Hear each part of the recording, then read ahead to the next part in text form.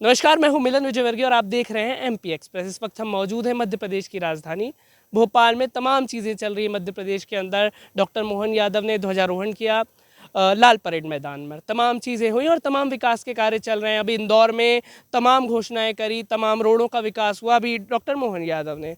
उसके बाद भी तमाम चीज़ें चल रही हैं। नरेंद्र मोदी का अभिवादन आया लाल किले से। तमाम चीज़ें चल रही, लेकिन मध्य प्रदेश में लाडली बहना को लेकर बात होती है कि महिलाओं को लेकर कितना विकास हुआ है।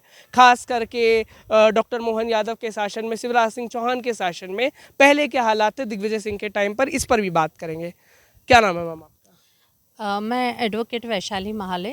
कैसे देखती है, मतलब भाजपा महिलाओं के लिए काम कर रहा है? जैसे आपने देखा तमाम चीज़ें चल रही है। अभी जब महिला आरक्षण पर बात हुई तो तमाम पार्टियों ने विरोध करा। कैसे देखती हैं इस तरह भाजपा मध्य प्रदेश में महिलाओं को आगे बढ़ा रही है?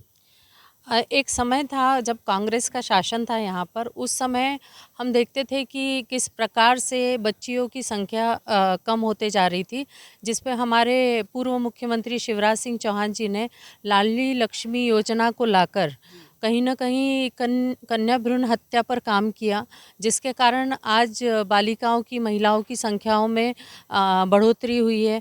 उसके बाद महिला सशक्तिकरण पे हमारे दोनों मुख्यमंत्री, वर्तमान मुख्यमंत्री डॉक्टर मोहन यादव जी की विभिन्न योजनाओं के माध्यम से, जिस प्रकार से लाडली बहना के माध्यम से महिला सशक्तिकरण पे काम हो रहा है, उससे महिलाएं आर्थिक, सामाजिक और राजनीतिक रूप से सक्षम हुई है। और ये बदलता हुआ मध्य प्रदेश में, जिसमें महिलाएं हर जगह पर हैं, पुलिस विभाग में काम कर रही हैं, बहुत सारी आप जहाँ भी देखें महिलाएं हमको अपना प्रतिनिधित्व करती नज़र आएंगी। चाहे वो पंचायत हो, राजनीतिक रूप से आप देखेंगे तो पंचायत से लेकर तो विधायक तक हमारी महिला बहनें हैं। और मुझे ऐसा लगता है कि महिलाओं के सशक्तिकरण पर एक बहुत बड़ी क्रांति हुई है। और आज हम लोग जो संगठन के माध्यम से भी आज जो महिलाओं को जिलाध्यक्ष बनाया गया है, महिलाओं को सांसद बनाया है, महिलाओं को विधायक बनाया है, ये भाजपा सरकार ने किया है। और जिस बिल की बात आप केंद्रीय लेवल की जो बात कर रहे थे, कल हमारे 15 अगस्त के अवसर पर मोदी जी ने जो लाल किले से बात कही है, उस पर वो प्रतिबद्ध है। और हमें पूरा विश्वास है कि जब तक मोदी जी हैं, हम बहनों को कोई भी उस चीज़ से ज़्यादा देर वंचित नहीं रख पाएगा। और हमको लगता है कि बहुत जल्दी वो बिल पास होगा। और बहुत अच्छा होगा कि विपक्ष भी इसमें सहयोग करे, ताकि बहनें उनको भी अच्छी दृष्टि से देख पाएँ। आपने कहा विपक्ष भी इसमें सहयोग करे, लेकिन विपक्ष में कांग्रेस से जीतू पटवारी कहते हैं कि महिलाएं जो है लाडली बहना के 1500 रुपये में बिक गई।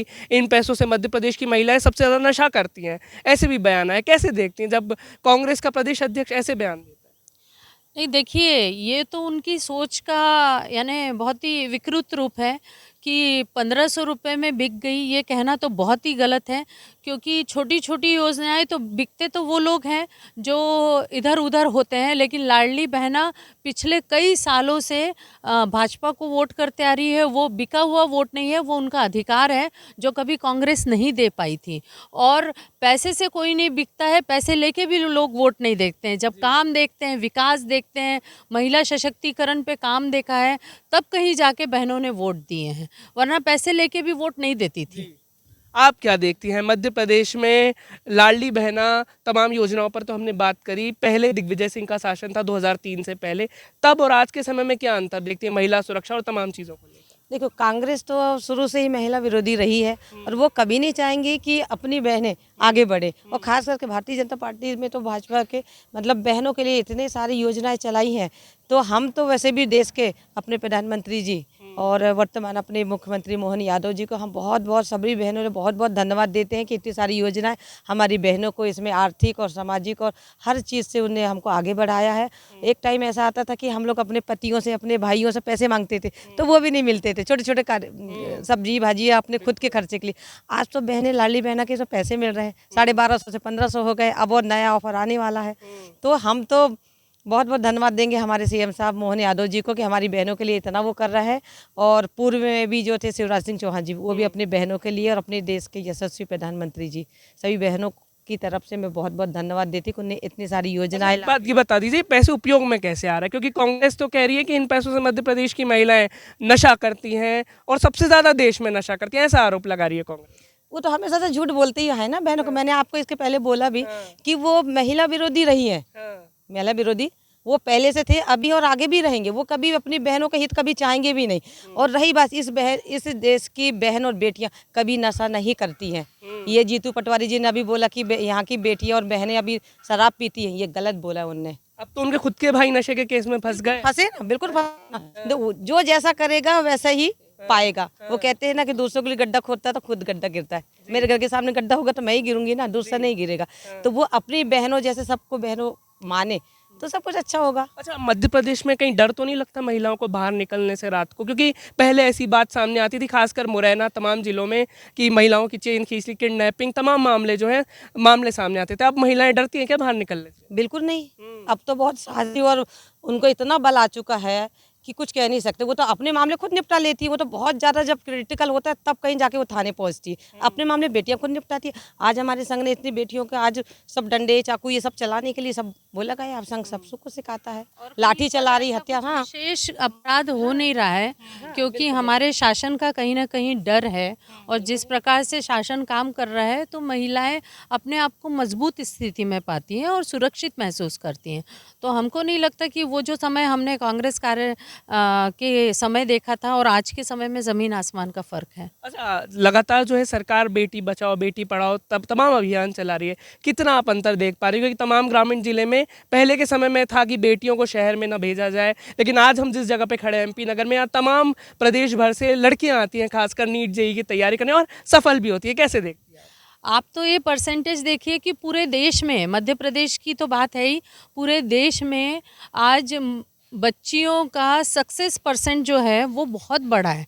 और ये सिर्फ इसलिए बड़ा है क्योंकि कहीं ना कहीं सरकार ने बच्चियों पर, महिलाओं पे विश्वास दिखाया, उनको आर्थिक दृष्टि से मजबूत। पहले ये होता था कि बच्चियों को बाहर भेजे तो माँ के हाथ में पैसा नहीं होता था, पिता कितना दे पाएगा। आज यही लाडली बहना का पैसा आज हमारी बहनें अपनी बच्चियों पे, बेटों पे यूज़ कर रही हैं, उनकी पढ़ाई पे लगा रही हैं। तो कहीं ना कहीं उसका सक्सेस का परसेंटेज भी बढ़ा। उनको मोबाइल से लेके इंटरनेट से लेके सारी कोचिंग से लेके सभी सुविधाएं दे रही हैं, तो इसलिए सक्सेस परसेंटेज बढ़ा है। और पढ़ाई अच्छी होने से हमारी बहनें विभिन्न पदों पर हैं, चाहे वो बड़े बड़े प्रशासनिक अधिकारी बन रही हैं, बहुत सारे क्षेत्रों में अपना नाम रोशन कर रही हैं। आप कैसे देखती हैं डॉक्टर मोहन यादव के काम को? तमाम लोगों से हम बात कर रहे हैं, आप क्या सोचती हैं? आज जो महिलाएं सबसे ज़्यादा बाहर निकल रही हैं, पुरुषों से अधिक महिलाओं की संख्याएं हर क्षेत्र में है जहां भी देखो, और महिलाएं सफल भी हो रही हैं। जिस कॉम्पिटिटिव एग्ज़ाम में भी लड़कों की अपेक्षा लड़कियां सबसे ज़्यादा आगे बढ़ रही हैं और उनका परसेंटेज बढ़ रहा है। तो इससे समझ आता है कि बताने की आवश्यकता ही नहीं है कि क्या स्थिति है, वो खुद ही दिख रही है जो सामने है। देखिए, कॉम्पिटिटिव एग्ज़ाम हो या 10वीं 12वीं की परीक्षा हो, जब 12वीं 10वीं के परिणाम घोषित हुए मध्य प्रदेश बोर्ड के, तब भी लड़कियों ने टॉप मारा, तमाम चीज़ें। और जब हमने उन टॉपर्स का भी इंटरव्यू किया तो तमाम लोगों से हमने बात करी। एक तो झुग्गी इलाके से लड़की ने टॉप मारा था, और उसने खुद ने बताया कि जब उसकी माँ की किस्त आती है लाडली बहना की, तो वो उन पैसों से अपनी कोचिंग स्कूल की फ़ीस जमा कर कर पढ़ाई करती थी और पूरे प्रदेश भर में टॉप मारी। डॉक्टर मोहन यादव भी छात्रा से मिले और उसे सहयोग राशि देकर आगे भरोसा दिलाया कि उसे सहयोग देंगे शिक्षा में। तमाम चीज़ों पर हमने बात करी। मध्य प्रदेश में क्या महिलाओं का रोल रहा, कितना विकास हुआ इन 15-20 सालों में, 2003 के बाद से पहले क्या हालात थे, लाडली बहना का पैसा कहाँ जा रहा है, क्योंकि कांग्रेस तो कह रही है नशे में जा रहा है। इन तमाम चीज़ों पर हमने चर्चा करी। आप अपनी राय हमें कमेंट सेक्शन में ज़रूर बताएं। देखते रहें एमपी एक्सप्रेस। धन्यवाद।